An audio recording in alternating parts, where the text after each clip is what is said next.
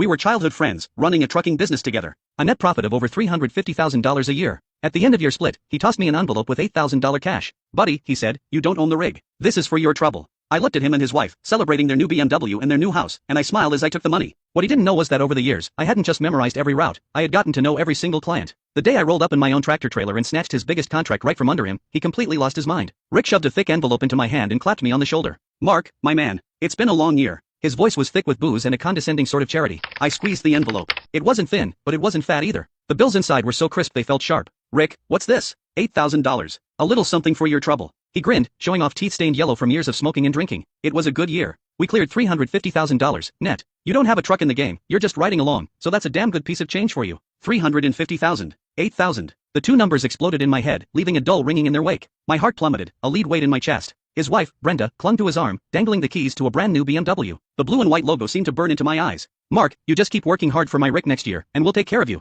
Her hand, with its fire engine red nails, fished a set of house keys from her purse. She tapped them against the floor plan of their new home. This one's 1,800 square feet. We close next week. You'll have to come to the housewarming. I watched the raw, unfiltered happiness and pride spilling off them. I felt like a ghost at their feast, a complete and utter joke. I forced the corners of my mouth into a smile that felt like cracking plaster. Thanks, Rick. Thanks, Brenda. I stuffed the $8,000 into my pocket. My hands were steady, but my fingernails were digging so deep into my palms I thought I might draw blood. The dinner was at the nicest steakhouse in town. The private room was stuffy with heat, and the food on the table was arranged like art. I had zero appetite. My mind drifted back to the endless days and nights on the road. The summers, when the cab was a steambox with no AC, and I had to chug lukewarm water and pinch my own thigh just to stay awake. The winters, when we were snowed in on some godforsaken mountain pass, gnawing on frozen sandwiches for 2 straight days. I once drove for 3 days straight to make a rush delivery, my eyes so bloodshot the whole world seemed to shimmer and shake. And where was Rick during all of that? He was at home, tucked into his warm bed, AC blasting, making the occasional phone call to manage me remotely. Mark, keep an eye on that load. Can't have any issues. Mark, schmooze the guys at the dock. Get them to move faster. Mark, the client needs a little something extra, you know what to do. I was the one who had to know what to do. I was the one who had to keep an eye on things.